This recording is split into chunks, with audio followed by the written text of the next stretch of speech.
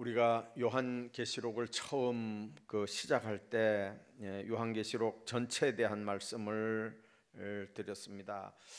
예수님의 12 제자 중에 안 잡혀 죽고 끝까지 장수했던 제자가 이제 요한이었는데, 그 요한이 마지막에 pat모섬에 유배를 가서 이제 거기서 받아 적은 계시의 내용이 이 요한계시록이라고 하는 말씀을 제가 드렸습니다. 계시록은 지금 우리는 요한계시록만 이제 성경에 이렇게 있지만, 그 당시에 하나님의 비밀, 천국에 대한 비밀들을 본 사람은 요한만 본 건 아닙니다. 마태계시록도 있고요, 도마계시록도 있고요, 베드로계시록도 있고, 여러 사람들이 이 하나님의 계시를 이렇게 보고 이제 기록한 문서들이 많이 있습니다.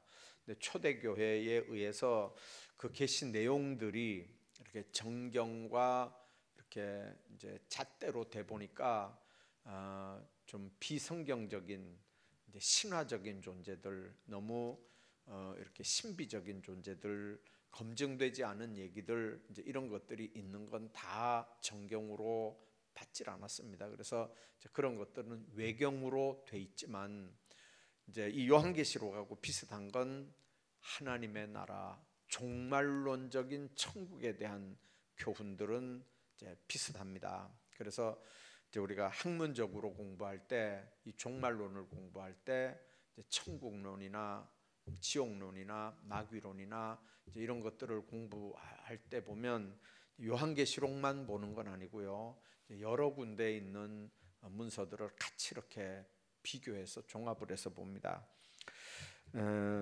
이제 우리가 아는 대로 요한이 이 pat모섬에서 이 내용을 쓴 이유가 한 가지라고 그랬죠. 박해가 너무 심해졌고요, 황제 10명이 계속해서 대를 내려가면서 정확하게는 290년 가까이 이렇게 이제 박해를 이렇게 황제 10명이 대를 이어 내려가면서 한 280년, 90년 가까이 이렇게 이제 계산하기 좋게 한 300년 이렇게 박해를 계속했습니다. 이제 그럴 때 300년, 대충 300년 잡으면 앞에 100년 고기간이거든요. 그러니까 박해 시작한 지가 한 3분의 1 정도밖에 안 될 때입니다. 그러니까 끝이 안 보이는 거예요. 300년 박해 시대에 100년 그때니까 요게 90 몇 년도에 이렇게 기록이 된 거거든요. 그러니까 앞으로 깜깜한, 이게 언제 박해가 끝날지, 이제 이럴 때 예수 믿는 사람들에게 나타난 건 이제 배교를 한다든지, 아니면 외국으로 도망을 가버리든지, 아니면 순교를 한다든지, 이렇게 이제 몇 가지 신앙생활하는 사람들의 종류가 나타났습니다. 그래서 어떤 사람들은 목숨 걸고 예수 믿다가 잡혀서 순교하는 사람도 생기고, 어떤 사람들은 배교를 하고 예수 안 믿겠다 그러고 이제 예수 안 믿겠다고 이렇게 배교를 하고 배신을 하고 이렇게 이제 예수 안 믿는 사람도 생기고, 또 어떤 사람들은 믿긴 믿어야 되겠고 배교할 수는 없고 순교하려면 무섭고 겁나고, 이제 그래서 다른 나라로 이제 도망을 가가지고 이제 거기서 예수 믿고, 이제 그런 세 가지 종류의 사람들이었거든요. 이제 요한은 그 배교자들이 자꾸 생기고, 또 어떤 사람들은 순교하면 이제 너무 안타깝잖아요. 증인들이 한 명씩 지금 없어지는 거니까. 그래서 요한은 이 요한계시록을 쓸 때 그랬거든요. 우리가 가야 되는 건 하나님 나라다, 천국이다. 예수 믿는 사람들을 위해서 하나님이 한 성을 예비하셨다. 육신을 입고 한 세상 산다는 건 기회다, 잠깐 있는 거다. 요 때가 끝나면 우리가 육신을 입고 어떻게 살았느냐에 따라서 다 거기 가서 상 받는 거다. 그러니까 순교 두려워하지 말고 배교하지 말고 그 박해 그 기간에 정말 예수 잘 믿자, 신앙생활 잘하자, 하나님께서 힘 주신다, 하나님께서 능력 주신다, 도와주신다, 천국이 우리 기다리고 있지 않느냐, 그러면서 이제 격려를 하는 거거든요. 그래도 자꾸 로마 박해가 아주 얼마든지 이렇게 심하게 박해해서 들어오는 그 내용이 뭐였냐면요, 황제를 섬기라는 거죠. 황제가 신이라고. 예. 그래서 우리는 하나님만 신이다. 왜 황제가 신이냐? 옛날에 일제시대 때 우리나라 그렇게 했잖아요. 신사참배도 그렇게 한 거. 일본 천황을 신으로 그렇게 섬기는 일, 그거 우리 못한다 이렇게 하다 감옥에 들어가고 순교하고 그랬거든요. 근데 그거보다 더 무서운 이 박해들이 이제 이 시대에 있었기 때문에 그 황제 숭배 그 강요하는 그런 무서운 시대에 하나님의 백성들이 살아남을 수 있으려면 천국에 대한 소망 외에는 없거든요. 또 그 박해 이길 수 있는 능력 주시는 하나님의 힘 외에는 신앙생활 똑바로 할 수 있는 방법이 없거든요. 여러분들, 그러면 죽거나 배교하거나 다른 나라로 도망쳤으면 그 나라에는 예수 믿는 사람이 이제 거의 없어졌을 거 아닙니까? 그랬겠죠. 근데 놀라운 거는요, 그때 교회가 부흥되더라는 거예요. 참 이상하지 않습니까? 그때 교회가 부흥되는 거예요. 그래서 300년, 거의 300년 가까이, 이제 정확하게 얘기하면 280년 된다 그랬죠.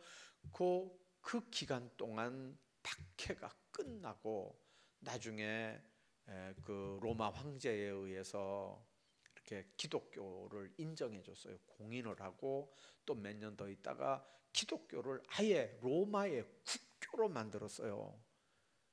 이 한번 생각 한번 해봐봐요. 예수 믿는 사람들을 잡아 죽이던 그때도 있었는데 그 박해가 무섭게 한 300년 가까이 이렇게 되면서 그 박해가 끝날 때 바로 기독교 인정을 해주고 또 몇 년 더 있다가 기독교를 그 나라의 로마의 국교가 되게 했다는 말은, 그 말은 예수 안 믿으면 안 되는 거예요. 이제요, 모든 사람들이 다 국교니까 예수 믿어야 되는 상황으로 바뀌어진 거거든요. 이게 가능하겠나 한번 생각 한번 해봐봐요. 예수 믿는 사람들이 어떻게 예수 믿었으면 그게 가능할까요? 아까 얘기한 것처럼 그렇게 어려운 상황에서 예수 믿는 사람들 숫자가 자꾸 줄어들었을 텐데, 그런데 여러분들 숫자가 줄어드는 게 아니고 그때 기독교가 얼마나 부흥이 됐는지 모르거든요. 여러분들, 우리가 생각할 때 여러분들 개인적으로도 다 한번 그런 기간들이 있을 거예요. 오히려 부모가 예수 못 믿게 한다든지 남편이 예수를 못 믿게 한다든지 누군가가 교회를 못 다니게 하고 예수 못 믿게 박해를 할 때는요, 그때는 목숨 걸고 예수 믿습니다. 기도도 열심히 하고요, 성경도 열심히 보고요, 막 열심히 목숨 걸고 주일 지킵니다. 근데 집안에서도 그렇게 박해하던 사람들이 뭐 죽었다든지 없어졌다든지 이제는 여러분들이 마음대로 이제 신앙생활을 할 수 있는 자유가 주어졌을 때 그때만큼 기도하나요? 그때만큼 전도하고 그때만큼 성경 보나요? 봐봐요. 그렇다니까요. 마음대로 믿을 수 있는 자유가 주어지면 오히려 잘 못 믿어요. 그러니까 우리가 생각할 때 박해 시대는 기독교가 다 쪼그라들고 그냥 다 망하고 없어질 것 같잖아요. 근데 그때 진짜 예수 믿는 사람들은요, 그때 열심히 전도도 하고 그때 믿는 사람들은 정말 똑바로 믿는 거거든요. 여러분들, 이제 요한계시록 마지막 마무리하는 장이 왔습니다. 22장에 이제 21장에서 그 하나님 나라 천국에 대한 얘기 쭉 하면서 22장에 이제 연결이 됩니다. 1절을 한번 보십시오. 또 그가 수정같이 맑은 생명수 강을 내게 보이니 하나님과 및 어린 양의 보좌로부터 나와서 길 가운데로 흐르더라 그랬습니다. 그래서 여러분들, 구약의 에덴 동산에는 강이 몇 개가 나옵니까? 거기도 강이 나옵니다. 창세기에 보면 에덴 동산에 이렇게 강이 흐르는 얘기들이 나와요. 요한계시록에도 지금 이 강이 나옵니다. 생명수 강이 나옵니다. 수정같이 맑은 생명수 강이 나옵니다. 그래서 창세기부터 요한계시록까지 하나로 쫙 연결된 게 뭐냐면 생명수 강입니다. 어느 나라든지요, 강이 흐르면 문화가 발달되고요, 문화가 발달되는 다 사회 시간에 여러분들 학교 다닐 때 배웠잖아요. 문명의 발상지는 다 강을 끼고 있는 데들입니다. 중국도 그렇고요, 인도도 그렇고요, 뭐 다 이렇게 한번 보세요. 나일강도 그렇고 이집트 다 이렇게 보면요, 강을 끼고 있는 나라들이 문명의 발상지들이거든요. 생명이 거기서 나기 때문에 그래요. 그래서 창세기 에덴도 강물이고 요한계시록 마지막도 강물입니다. 이거는 뭘 의미하냐면요, 생명으로 시작해서 생명으로 마무리되는 게 성경이에요. 우리는 창세기 3장에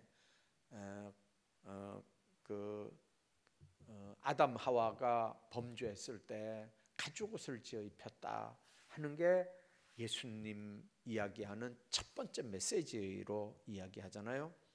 맞아요. 양이 안 죽고 짐승이 안 죽고는 가죽이 안 나오니까, 짐승이 죽었으니까 피를 흘렸을 거고요, 그 가죽으로 사람들 아담을 옷을 해 입혔으니까 이미 짐승이 죽었다는 말은 뒤에 예수님이 십자가에 못 박혀 죽을 것을 상징하지만 죽는 얘기부터 나오는 게 아니에요. 성경은 죽는 얘기부터 나오는 게 아니고 생명 얘기부터 나와요. 생명수 강 얘기부터 나와요. 그래서 주님은 우리에게 죽는 얘기부터 하는 게 아니고 사는 얘기부터 한 거예요. 사는 얘기. 왜 에덴에서 쫓겨 나와야 됩니까? 왜 지금 요한계시록 22장이 생명수 강을 이야기하면서 생명을 지금 이렇게 보장을 해줍니까? 시작과 마무리가 왜 생명으로 이렇게 시작이 되고 마무리됩니까? 바로 예수 그리스도의 사건입니다. 그래서 그 하나님 나라에 대한 얘기들 쭉 하는데, 길 가운데로 강물이 흐르고요, 강 좌우에 생명나무가 있어서 12가지 열매를 맺되 달마다 그 열매를 맺고 그 나무 잎사귀들은 만국을 치료하기 위하여 있다라 그랬습니다. 다시는 저주가 없으며 하나님과 그 어린 양의 보좌 가운데 있으리니 그 종들이 그를 섬기며 그 얼굴을 볼 테요 그의 이름도 그들의 이마에 있으리라. 그 앞에 14장인가 볼 때 우리가 그 입맞은 사람들 이름이 이렇게 인이 이마에 이렇게 찍혀 있는 사람 14만 4천에 대한 얘기했죠. 자, 그런데 이제 그 하나님 나라는 12열매만 맺는 게 아니고, 이제 21장에 보면 12문 들어갈 때 이렇게 그 전능하신 이와 및 어린 양의 성전이 된다 하는 얘기를 21장에 했습니다. 근데 거기는 오늘 5절에 보니까 밤이 없다, 등불과 햇빛이 쓸데없다, 또 하나님이 그들에게 빛이시기 때문에. 여러분들 어제 아래 달 보셨나요? 예수 안 믿는 사람들은요, 달밤 되면 나가가지고 달한테 절하고 막 그 소원 비느라고 난리 나요. 시골일수록 동네 이렇게 이제 새댁들이 이렇게 모여가지고 막 손을 싹싹 빌면서 뭐 아들 하나 낳게 해달라 그러고, 뭐 또 부자가 되게 해달라 그러고, 뭐 또 건강하게 해달라 그러고, 막 그 달을 보고요 싹싹 빌거든요. 근데 이제는 여러분들이 다 알잖아요. 그 달이 발광체가 아니라는 걸요. 태양하고 지구하고 관계에서 이 각도에 따라서 보름이 되면 가장 햇빛을 많이 받아가지고 지구에 많이 이렇게 반사하는 거예요. 그래서 동그란 달로 그대로 우리가 지구에서 볼 수 있는 거거든요, 보름만. 자, 그러면서 조금씩 이게 줄어들어가는 게, 달이 동그랗다가 이렇게 초승달이 되고 뭐 이렇게 되는 게 달이 줄어들어가는 게 아니고, 이 태양과 달하고 지구하고요 각도 변화가 보니까 이게 조금씩 그래 덜 보이는 거거든요. 그래서 나중에 이렇게 다시 이렇게 보일 때는 다시 이렇게 또 그 반달이 됐다가 나중에 또 이렇게 해서 둥그런 달이 되고요. 근데 그 달은 빛을 못 내거든요.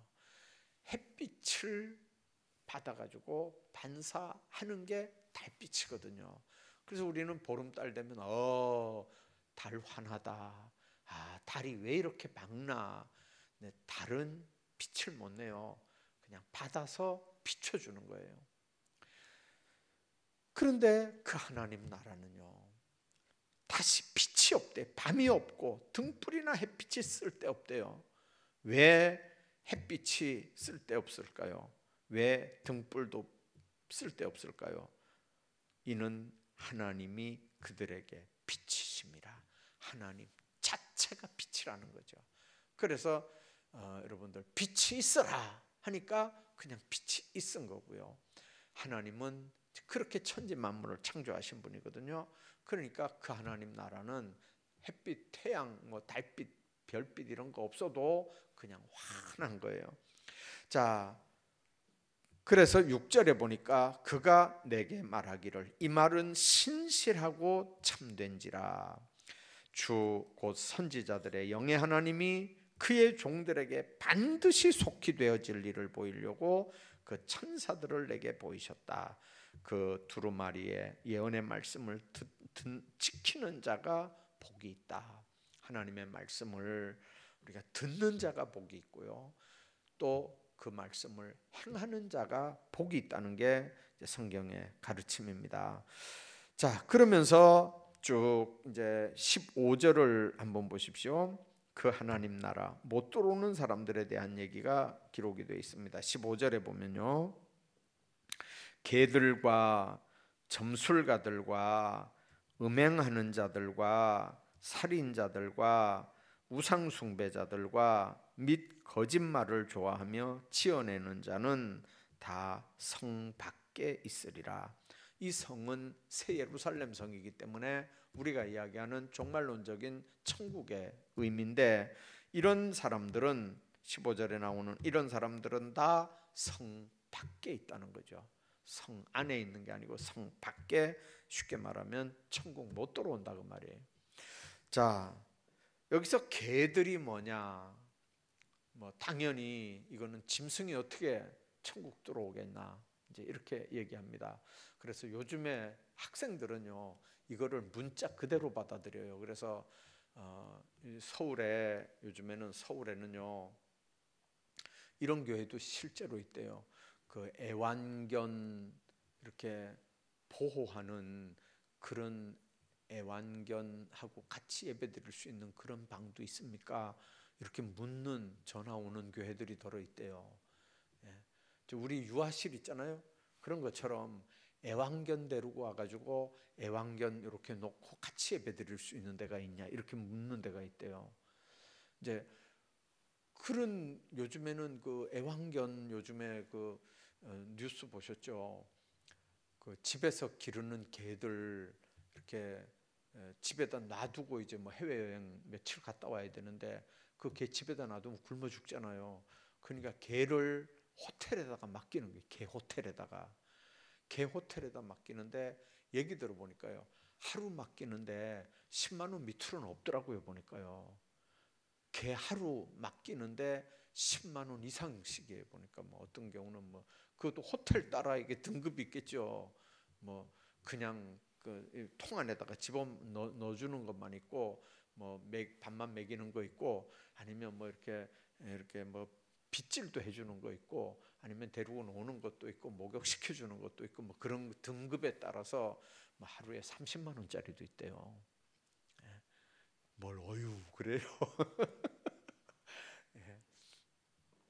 객검 하나에 얼마씩 하는지 아세요? 객검. 그러니까 여러분들 그런 개가 천국 못 간다 그래 봐봐요. 이 성경 이거 믿으려고 하겠어요? 안 믿으려고 하겠어요? 개들은 못 간다 그러니까 아이고 그러면 나 혼자 믿고 천국 가고 우리 집에 이 개는 이거 천국 못 간다 그러면 이거 어떡하나 이거 이 개는 이거 어떡할까? 근데 여기서 말하는 개는 집에서 키우는 개를 얘기하는 거 아니거든요. 예. 예수님이 하신 말씀 보면요, 개들을 삼가라 이런 말씀이 있어요. 그때 개들은 누구였냐면요, 학자들에 따라서 좀 해석이 다르긴 하지만 바리새인이라고 하는 사람도 있고 바리새인이나 서기관의 앞잡이라고 하는 사람도 있고 어떤 사람은 로마 병사라고 하는 로마 군이라고 하는 사람이 있고 어떤 사람은 제사장들이 보낸 끈앞풀들이라고 얘기하는 사람도 있고 학자들에 따라서 조금 다르지만 겨우 다 그 테두리 안에 있는 사람들이에요. 이제 그런 사람들이 바로 개들이라고 그랬어요. 그래서 여기서 개는 집에서 기르는 개가 아니고 이제 그런 사람들을 상징하는 상징적인 말이에요. 그리고 점술가들, 점치는 사람들 있잖아요. 이 점밭이 옛날에는 점수를 저 태양 뭐 별 이런 거 보면서 점칠 때거든요. 이때는요. 그래서 하여튼 점치는 건 지금도 안 돼요. 점치는 건 지금도 안 돼. 하여튼 점술가들, 그다음에 음행하는 자들, 살인하는 자들, 우상 숭배자들, 거짓말하는, 그다음에 지어내는 자, 거짓말을 좋아하며 지어내는 자. 그러니까 거짓말도 이렇게 잘하고 또 거짓말을 만들어내는 사람들 있잖아요. 이런 사람들도 안 되고 이런 사람들은 다 성 밖에 있다. 우리가 마태복음 볼 때 그랬죠. 새벽 예배 때 한번 읽은 기억이 나죠. 모든 죄마다 다 용서함을 받는데 인자를 거역한 것도 용서받는데요. 근데 용서 못 받는 죄가 하나 있다 그랬죠. 지금도 안 되고 영원히 이거는 못 받는 죄. 이거는 성령을 거역하는 죄. 이거는 안 된다 그랬어요. 그래서 여기 있는 말씀들 보면 만일 우상 숭배했다, 거짓말했다, 만일 성령 충만해서 이 모든 문제들을 회개하면 어떻게 될까요? 성경을 여러분들이 볼 때 여기 봐라 15절에 이 사람들은 다 성 밖에 있다 그랬다. 이 사람들은 그럼 지옥 간다는 얘기잖아. 그러면 요 말씀하고 또 이렇게 대치되는 말씀이 있잖아요.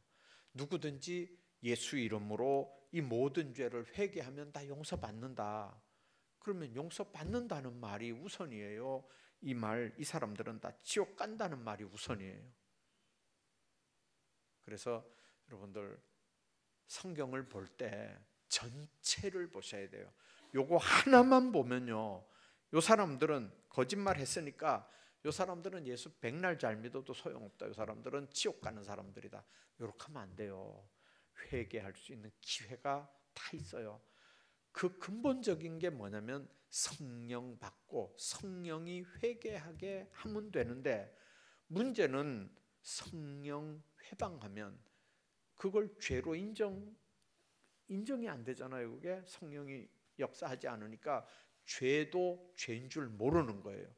자, 그러면 회개의 영은 성령인데 회개가 안 되잖아요. 그럼 방법이 없는 거예요. 그래서 우리가 죄 때문에 망하는 게 아니고 결국은 죄 때문에 지옥 가는 게 아니고 뭐 때문에 지옥 가는 거라고요? 회개하지 않아서 지옥 가는 거예요. 이게 큰 제목이에요. 제가 며칠 전에 목이 좀 안 좋아서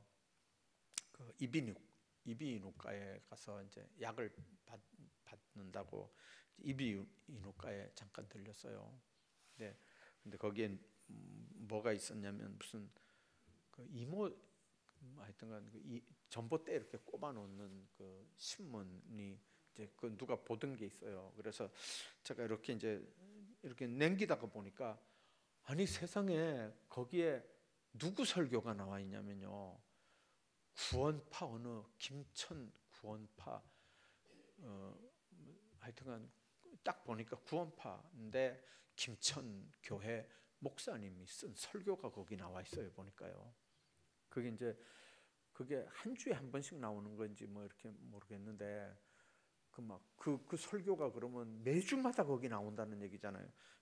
손바닥 반만한 넓이로 이렇게 나오는데 제가 이렇게 쭉 읽어봤어요. 한번 쭉 읽어보니까요, 하나도 안 틀려요.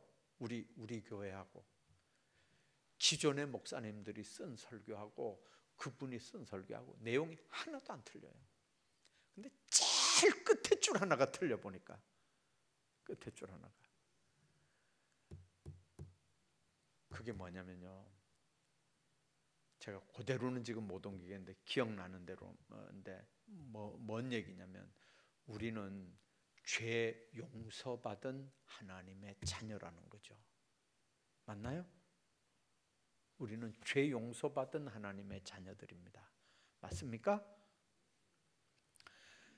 여러분들 이단 목사가 쓴 글이라 그러니까 여러분들 끄떡끄떡 안 하잖아요. 예, 의문이 생겨. 자, 우리는 죄인이죠. 맞죠? 예. 근데 그분 얘기는 뭐냐면, 우리는 죄인이었는데 예수님이 우리 모든 죄를 위해서 십자가에 못 박혀 죽으셨다는 거죠. 그래서 우리는 이제는 그 죄에서 자유함을 얻은 하나님의 자녀들이라는 거예요. 우리는 죄인이었지만 예수님이 우리 죄를 위해서 십자가에 못 박혀 죽으셨기 때문에 이제는 우리는 죄인이 아니라는 거예요. 근데 왜 끝이 제일 밑에 줄이 그래요? 누구에게서 무슨 성경을 배웠기에 아직도 교회 다니면서 죄인이라고 합니까? 당신은. 요게 구원파 목사님이 쓴 제일 마지막 줄이에요. 여러분들 뭐가 다른 건가요? 앞에 얘기는 다 똑같아요. 우리하고 다 똑같아요. 제일 끝에 줄 한 줄이 문제가 있어요. 자, 여러분들 죄인인가요? 의인인가요? 얘기해도, 아니 우리는 다 죄인인데 예수님이 우리 죄를 위해서 십자가에 못 박혀 죽으셨다며요. 그러면 이제 우리는 죄인 아니잖아요. 우리는 의로운 사람이고 우리는 하나님의 자녀인데 어디서 배워가지고 자꾸 죄인이라 그러냐. 그 사람들 얘기는 그거예요. 근데 내가 물어보니까 여러분들 자꾸 죄인이라며요. 왜 죄인이냐고요? 원죄. 예수 믿는 순간에 원죄, 그 문제는 해결됐어요. 그러면 원죄는 해결됐고, 그러면 원죄는 해결됐다는 말은 아담의 후예이기 때문에 아담의 피를 받고 그 죄는 예수 믿어서 이제 해결됐단 말이죠. 예, 그래서 그 죄는 해결됐고, 그 다음에 우리가 죄인인 이유는,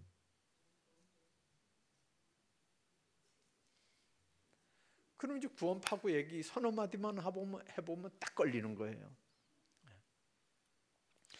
여러분들 바울이 나는 죄인 중에 괴수다는 얘기를 왜 했을까요? 아니 바울이 자기는 예수 믿고 구원받은 하나님의 자녀잖아요. 다메섹에서 예수님 만나고 회개하고 아라비아에서 3년 동안 고행하고 나와서 복음 증거하면서 그 고통 타당하면서 그 귀한 사역 감당하던 바울이 왜 나는 죄인 중에 괴수다 그런 얘기를 하냐 말이에요. 아니 바울하고 우리하고 뭐가 달라요? 우리가 더 대단할까요? 바울이 더 대단한 사람일까요? 근데 바울은 우리보다 더 믿음 생활 잘한 사람이라면 바울이 왜 죄인이라 그러냐고요. 그럼 아까 저 사람들 말을 좀 이상하잖아요. 안 그래요? 주님 안에서 여러분들, 그래서 우리는 주님이 필요할 수밖에 없는 사람들이에요. 주님이 필요할 수밖에 없는 사람들이에요. 우리 생각도 우리 말도 우리 행동도 하나님 앞에 여러분들 한번 물어볼게요. 예수님이 나를 위해서 십자가에 못 박혔다는 말은 내 과거에 지은 죄만 해당되는 겁니까? 지금 당장 짓는 죄만 해당되는 겁니까? 앞으로 지을 죄까지 다 해당되는 겁니까? 지을 죄까지. 예. 그러니까 지난 죄는 예수님 이름으로 회개했으면 용서됐겠죠. 이제 다시는 죄 안 짓겠다고 생각했는데 또 죄를 지었죠. 그러면 성령께서 죄 지은 걸 알게 하셨잖아요. 성령께서 역사하니까 알았어요, 그게 죄인지. 그러면 회개해야 되죠. 회개해야 된다는 말은 성령께서 역사하니까 또 회개의 영으로 내한테 임재하셨으니까 또 그것도 회개하는 거예요. 그래서 회개했으면 또 용서되는 거예요. 회개 안 했으면 어떻게 될까요? 지금 지은 죄 회개 안 하면 어떻게 될까요? 늘 얘기하잖아요. 죄는 여러분들 도둑질했다, 뭐 살인했다, 그 죄만 생각하지 말라고요. 그 죄를 짓게 하는 그놈이 누구냐면 마귀가 우리를 죄짓게 만드는 거예요. 죄의 아비는 마귀라고요. 요 마귀가 요 사람한테는 요 사람이 제일 약한 게 돈에 약한 사람이기 때문에 요 사람을 마귀가 딱 콕 끼는 거는 돈 문제로 딱 하면 요 사람은 백방을백중 딱 걸리는 사람이에요. 요 사람은 이성 문제에 약하기 때문에 여자는 남자, 남자는 여자 문제 딱 갖다 놓으면 요 사람은 백발백중 걸리는 사람이에요. 요거 다 마귀가 하는 일이라니까요. 요 사람은 주일날 어디 잘 돌아다녀요. 주일 안 지키고. 요거는 백발백중 그걸로 딱 잡으면 잡히는 거예요. 그러니까 마귀는 알아요. 요 사람 약점이 뭔지, 뭐가 부족한 건지 다 안다고요. 가장 약한 그 부분으로 딱 꿰는 거예요. 그러나 여러분들 우리는 그렇잖아요. 나는 도둑질 안 했다고. 도둑질 한 사람 뭐라 그러잖아요. 근데 나는 도둑질은 안 했지만 또 다른 죄는 지을 수 있잖아요. 그러니까 그 사람 도둑질한 고놈이나 내가 요 죄 범한 고놈이나 고놈이 고놈이라니까요. 그러니까 우리는 나타나는 거 그것만 가지고 자꾸 손가락질하면 안 돼요. 그래서 교회 안에서는 절대로 남을 평가하거나 이렇게 하면 안 되는 게 바로 그 아비가 다 그놈이기 때문에 그래요. 마귀에게 끌려다니면 마귀는요, 요럴 땐 요렇게, 요럴 땐 요렇게, 요럴 땐 요렇게 우리로 죄짓게 만든다고요. 그래서 회개 문제는요, 죄 가지고는 절대로 하나님 앞에 우리가 못 써요. 못 써요. 그래서 우리는 하나님 앞에 회개할 수밖에 없는 사람들이고요. 그래서 예수님 없으면 안 되는 사람들이에요. 그래서 구원에 대한 개념 분명히 기억해야 되는 건 죄 가지고는 하나님 나라 못 가요. 죄 가지고는 못 가요. 그 죄 문제는 반드시 해결해야 되는데 그건 예수님 앞에 회개할 때만 해결되는 거예요. 회개 안 했는데도 죄 문제가 해결되는 법은 없어요. 예수님이 나를 위해서 십자가에 못 박혀 죽었어도 내 입으로 예수를 믿고 죄를 고백하고 회개해야 이 문제가 해결되는 거예요. 그렇잖아요. 아니 예수님이 온 인류를 위해서 십자가에 못 박혀 죽으셨다니까요. 그래도 구원은 누구만 받아요? 마음으로 믿고 입으로 시인하는 사람만 구원받는 거예요. 온 인류를 위해서 예수님이 죽어도 입으로 시인하고 고백해야 하나님의 자녀로 구원받는다니까요. 그래서 죄 문제도 마찬가지예요. 죄 문제도 주님이 우리를 위해서 십자가에 못 박혀 죽었지만 그러나 그 사실을 믿고 입으로 죄 문제를 고백하고 회개해야 이게 없어지지 그냥 가만히 있다고 이게 없어지는 거 아니라니까요. 왜 그러냐면 그게 문제가 아니고 죄를 짓게 하는 그 악한 영의 역사는 예수 이름 말고는 우리에게서 도말이 안 돼요.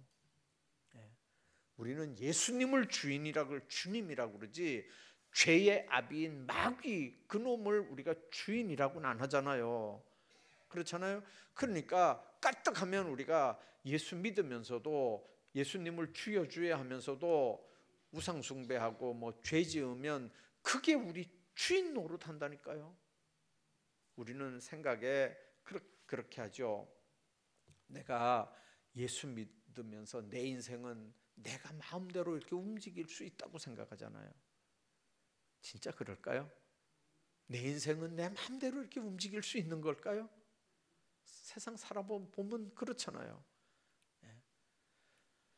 하나님 안에서 순간순간 그분이 우리를 도와주지 않으면, 금방 순간순간 함께하지 않으면 이 박해 시대에 어떻게 예수 믿겠어요?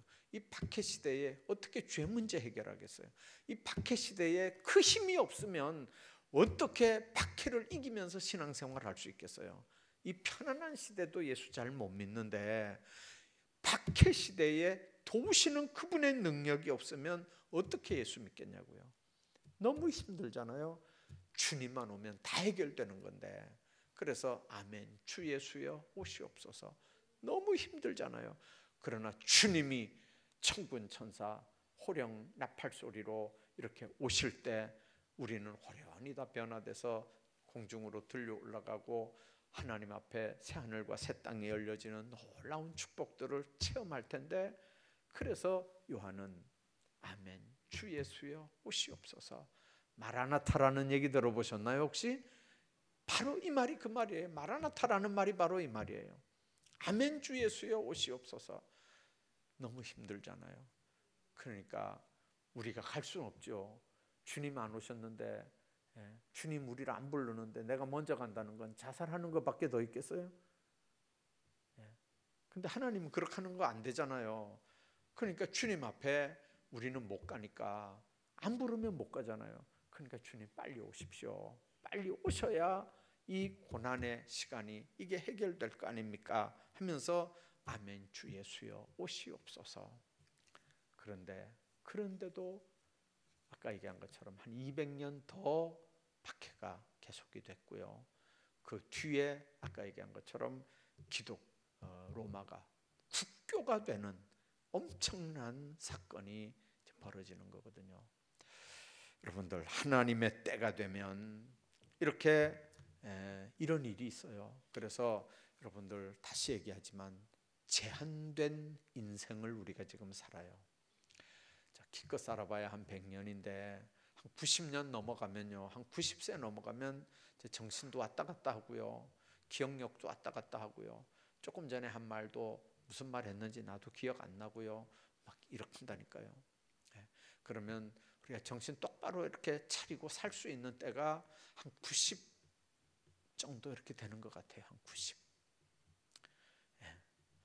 그러면 오늘 은혜스럽게 기도하신 권사님은 이제 몇 년 남은 거예요? 그게 유통기한이에요. 유통기한. 얘기 들어보셨죠? 유통기한. 이제 마트에 가가지고 뭐 물건 살 때 이렇게 보면요, 요즘 애들이 얼마나 영악한지요. 우유 한 봉다리를 사도요, 거기 날짜가 찍혀 있어요. 유통기한이면. 그래서 이게 날짜가 짧은 건, 날짜가 며칠 안 남은 건 싸게 팔아요. 우유 한 봉다리를 사도. 근데 문제는 뭐냐면 우리 남은 유통기간, 유통기간에 대한 얘기 나중에 설교 한번 할게요.